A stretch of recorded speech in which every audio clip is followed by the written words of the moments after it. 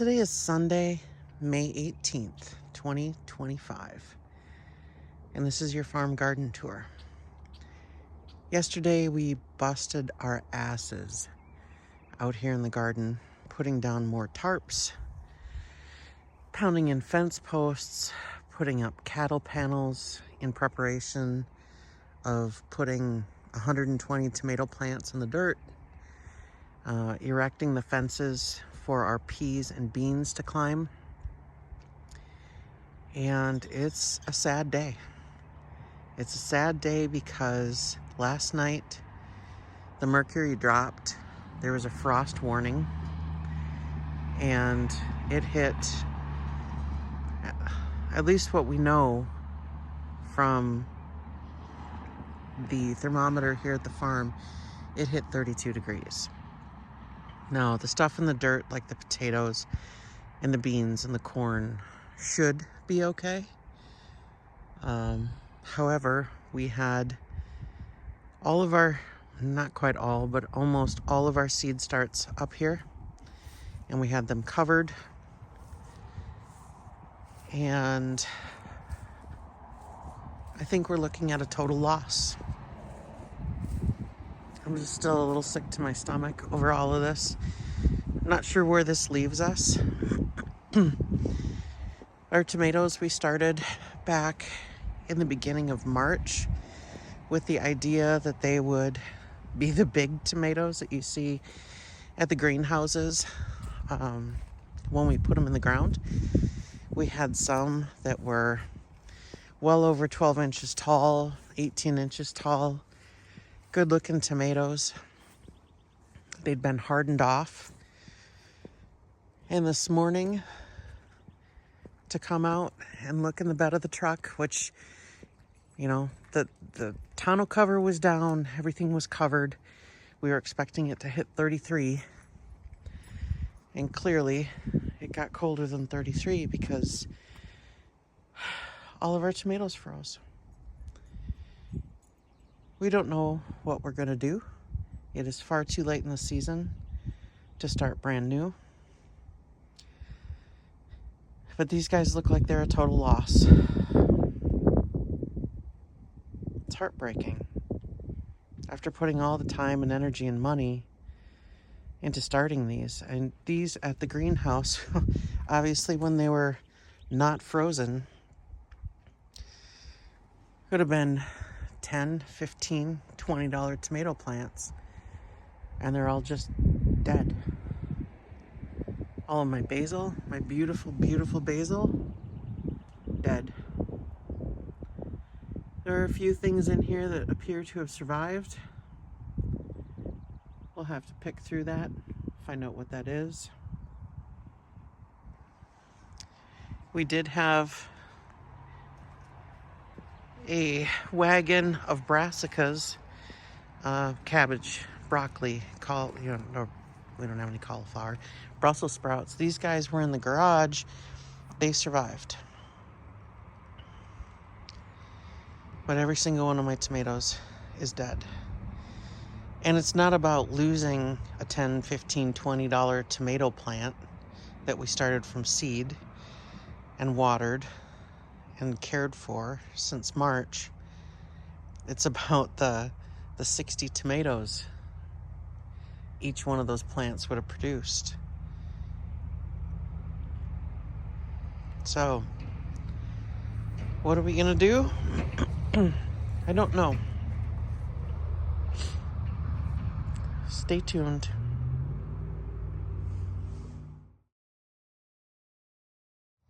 Quick update on the plants. The brassicas again look great. There's the marigolds that were in the garage.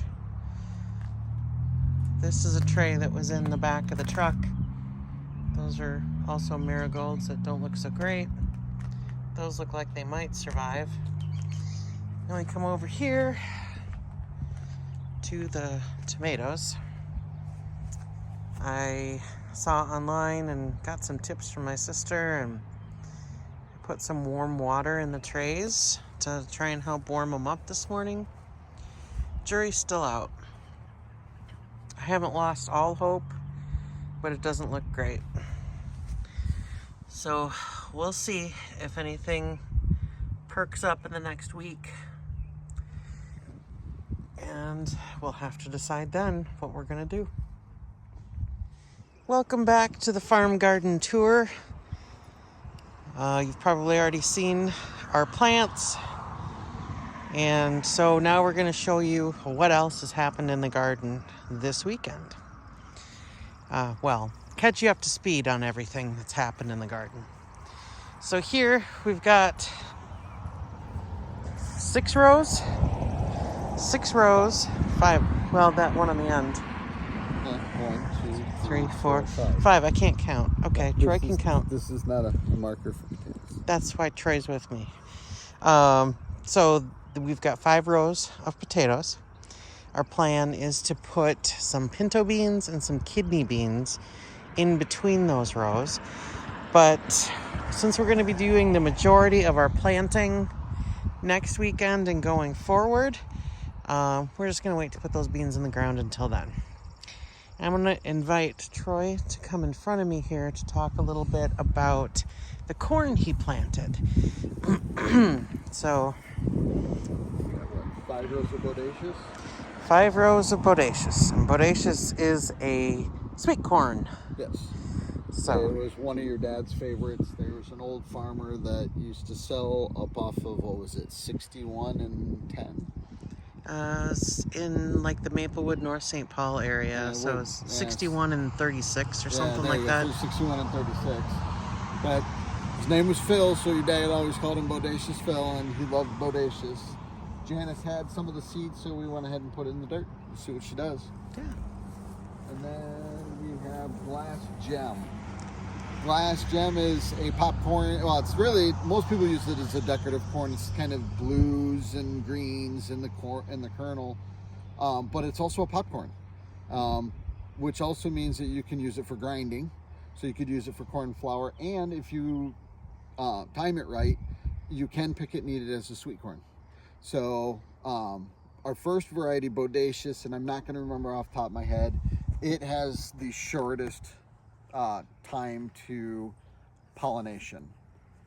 The Glass Gem is 110 days. It's one of the longest that we've done. Then we have Hybrid Early Sun Glow, which is another sweet corn. And the whole thing with the corn intermixing, the only one that I've planted here that the packaging tell us that we need to be cautious of is the Glass Gem. And it's the longest, so at 110 days, it's going to be way more than 25 days beyond any of the other ones, which is what you need between pollination cycles on the different corns to avoid cross-pollination. 25 days or 25, I think it's 25 yards, is what they say. So that's why we did the bodacious, and then we're doing the Glass Gem, and then we're doing the Early Sun Glow, which is the second one that should germinate, and it should be about 25 days behind the bodacious. Then, so why is cross-pollination a problem or not a good thing? You don't know what you're going to get. Exactly. We experienced that a number of years ago when your dad, what did he do? He had like 7 different varieties that he had enough for like maybe half a row. So he just planted them all. And there was a couple of the stalks that the corn was amazing. Everything else was chewy and gross. Well, and you had some that had really short ears. Oh, yeah, like and huge kernels on them. Yeah. And it was I forgot about that. Yeah, it was kind of Frankenstein's corn. It was weird. So, and the reason for the 2 different sweet corns is honestly, we only had 1 batch of good sweet corn from any of the other farmers in the area last year. I don't know what happened, if they switched varieties or something, but it just wasn't good. So we decided to do it ourselves. And we do put up a lot of corn for eating during the winter. But then the last variety that we have here, I don't even know, what do we have, 15 rows? Something like that. Is Bloody Butcher. And it is a dent corn meant for grinding. And one of the cool things about it is blood red. It is the coolest stuff. I wish I would have kept a few seeds so I could have shown you guys. But then in this one, although it pollinates just behind the sweet corns, I mean, that one will stay in the field until we're done. I mean, that'll be one of the last things that we pull out of the field. In fact, I'm kind of hoping, I know maybe we'll do a few videos on these as we start pulling them out and rehabbing them and using them. Last year, I think we put up video of using the potato digger that was from the 20s. We ended up breaking it unintentionally, which we're in the process of, I'm going to redesign and we're going to rebuild it so that we can reuse it. I would really like to use it again. But Juliet's grandparents had I think it's a 2-row corn picker that all it does is cuts the stalks and binds them so that you can use that for hay or for feeding animals and stuff. There's some old grain drills. There's a lot of cool old equipment that we're going to start pulling out and putting out, because it's really what your dad wanted. It's what he wanted to do with all of it. We kept talking for years and years and years about lining it up on the road so people could see it and enjoy it. And it's all the stuff that he used when he was a kid. So very cool. Yeah. Yeah, so there's going to be lots of corn. The corn is roughly half the garden this year. Yep. And it's something that since we've started gardening here, we haven't done corn. So we'll see how it goes. And then we can see what happens when you start from two opposite ends of the garden. So here we have a bush bean patch. We're just going to call it a bean patch. There we are. Because you can kind of see how, things didn't quite line up here between the tarps and the corn rows, but that's okay. And we have two different kinds of bush bean here. We have a fillet bush bean Maxibel, which is like those really skinny French green beans. And the other one is Royal Burgundy. Those are the ones, also a bush variety. They grow, the stems and the pods themselves are purple, and then when you cook them, they turn green. So we got some bush beans there. These two tarps currently empty. In between, we have more bush beans planted in there. I think those are the Royal Burgundies. Royal Burgundies. Yeah. So we're going to have a good amount of Royal Burgundies. And then we have some ideas on what to put in here. These two tarps last year were potatoes in the outside circles, and we had bush beans in the dashes down the middle. And also in the gaps in between. Kind of how it's set up now. Right. So we're thinking, we could put carrots in the dashes. Onions. We got a lot. Well, other than the fact we lost a bunch of the herbs. Yeah. We got a ton of herbs. Actually, a lot of the herbs are still going good. Yeah. The basil is toast. So that's a bummer. But, it's a live and learn situation. We've been very fortunate the last 2 years where we haven't had any late frosts. Right. And what we should talk about there is some of what we've learned today about what happened overnight last night. So the expected low was 33 degrees. Yep. And there was a frost warning in place. We had a light frost warning. So we did have our tomatoes and such, and the herbs were in the back of the truck. Under the tonneau cover. Completely protected. They'd soaked up the warmth of the day, so we thought it'd be okay to leave them in there. And then we had our brass... Well, they would have been down to 32, 31. Right. But when our thermometer in the house registered an overnight low of 28 degrees, it's just not a lot that you can do to protect against that. And had we put them in the garage, everything that was in the garage is absolutely fine. And not everything, now that we've been through it all, not everything from the underneath the tonneau cover is gone either. It's looked like it's primarily everything on the perimeter. Mm-hmm. So, yeah. I'm just glad we didn't bring any of the melons or anything. Yeah, the melons were still at home, so it's a great place for them, hopefully. We haven't been home to see how cold it got at home, but... Oh, I looked, it was only 46 overnight. Okay, good deal. So these are the melons, and what we did here was, this is a blank row of tarp. This is giving the melons room to run. Let's talk about the tarps real quick, as long Okay. as we're right here on these 2 new tarps. Well, you're gonna come down in here close. So if you look, you can see this is the new stuff that we just bought this year. Look here on the edge, you can see it's not, it's just falling apart, and it's a very wide strand weave. And you look at the stuff next door, real nice, tight, heavy weave. It's got a bound and melted edge. This one cost $69.99 on Amazon For a 6-foot by a 300-foot 300 roll. foot. Now, in their defense, it is a 3.2 ounce fiber.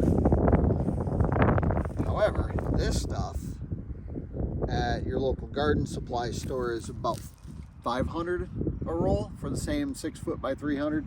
We bought that stuff through a supplier that I think we got them for $150 for a 300-foot roll. So just be warned, you get paid what you pay for when you come with. I mean, it'll be fine for this year. If we get 1 year out of it, you know what? It was worth $60 for the lesson. Exactly. But I'll just, as a warning to everybody out there who's doing the same thing, pay attention to the weave on it when you're buying the stuff like this. You want the tight stuff. Yep, it's gonna last way better. Yeah, some of these tarps we have out here, the ones that have got the yellow stripes on it, this is year 7 or 8 on them. So, yeah. But we do the tarps because it saves on weeding, and it does help with some moisture retention. Helps tremendously. Helps with erosion, because there can get to be some pretty serious winds up here. So nothing in between that blank row there where we have beans planted. There's nothing planted here in these tarps until we get up to the fence. And the fence, I'm happy with this year. I am too. Last year I was not. No. I was really disappointed with the way it went down last year. But, I mean, live and learn. We learned a lot last year, and honestly, just through some thinking about it, we kind of figured out a better way of doing it for this year anyways. I think we kind of got it dialed in now that we're not going to be taking it down for a while. Right. And a lot of that will come evident as we go through the summer. I'll show you the changes we're making. Yeah. So these, I think they're stretched far better than they were last year. We added some bracing on both ends to help. Because that fence, when you've got 70 feet of it, it can get kind of wonky. Well, and you'll see in the time lapses that we did that I don't know where it'll fall in the video, if they'll fall in at the very end or where we'll put them in, but we did do time lapses, a few different ones segmented throughout doing all of this year. And one of the things that I think was pivotal and that we will always do going forward is I invested money into some block layers twine, and we pulled a straight line so that we made sure that the tops of these posts were all at the same height. And in doing that, it really made it a lot easier to pull it straight, pull it tight, and have it look nice. I mean, last year it looked like what's his name? Stevie Wonder put it up for us. Yeah. Yeah. So back on the weather for just a moment. Last weekend when we were here, we didn't plant our brassicas because we had 2 90-degree days in a row, and then it was high 80s, near 90 for a couple days after that. We didn't have our irrigation set up yet, and the ground was pretty dry to begin with. So we're like, you know what? We don't want to shock these guys with heat. Fast forward 6 days, and here we are, not planting because it was too cold. It was 44 for the high yesterday and 28 overnight last night. And today I think is just about 50. We started the day out here in sweatshirts. As we got working, most of us were in long pants and t-shirts, and now we're back to sweatshirts. So it's Minnesota, you never know. But last weekend we did plant beans and peas down here.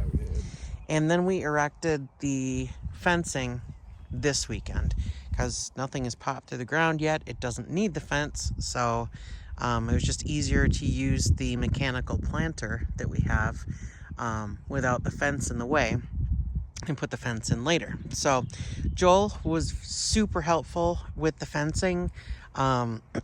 Here we have, these are Kentucky blue pole beans. This entire row planted on both sides of the fence. Down here we have something called Cascadia peas. These are a snow pea variety, also planted down both sides of the fence. And down here we have another pea variety. This one is a shell pea, but when they're young you can eat them like a snow pea. And they're called Oregon Sugar P2. Oregon Sugar P2. So that's that. Cattle panels. These are for the tomatoes, maybe some cucumbers. They were supposed to be for the tomatoes. They were supposed to be for the tomatoes, yes, but we'll see what happens there. Yep. I was shocked at how quickly these went up. Joel pounded all those poles for us. And then we had the cattle panels had all been stacked, and they were stored over here on the side of the garden shed on those two poles. They just hung there all winter, which was a great spot for them. And Troy got the tractor out with the forks, picked them up off of the garden shed, drove them around to the end, and we just took them off one by one, lined them up, zip tied them down, and they're ready for tomatoes whenever we figure out what we're gonna do about tomatoes. So that's all we got. We're in a wait and see holding pattern here to figure out what's gonna happen with the plants that got nipped last night, and we're grateful for what we have. As far as the loss of the plants go, it's heartbreaking. It really is, because we started most of those tomatoes in the beginning of March. Some of them, it was the second round. This is a lot of stuff that we don't do a lot of that maybe we should start is, we did 2 different batches of starts this year. The first round that we did, we bought all the soil and stuff from one spot, went to the same store and bought same potting mix variety, but it was about a month later, and everything that we started in that failed. Nothing came up. Now, was it the soil itself, or was it the fact that we added fertilizer to it? It may have been a little bit of both. The thing about it is, though, is I took and threw that stuff all out in my grass, and you would think if it was the fertilizer, those areas would be going gangbusters, and no, that nothing really wants to grow on that stuff. So I don't know. I may just rake it around and call it what it is. Mm-hmm. But so some of the tomatoes that were in there, that was the second round with them already, and now we just lost them all again. And you know, it's not even, it sucks that we lost the plants. It really does. And all the time and energy that we put into them, but it's more about the fact that, you know, each one of those plants was 60 tomatoes potentially.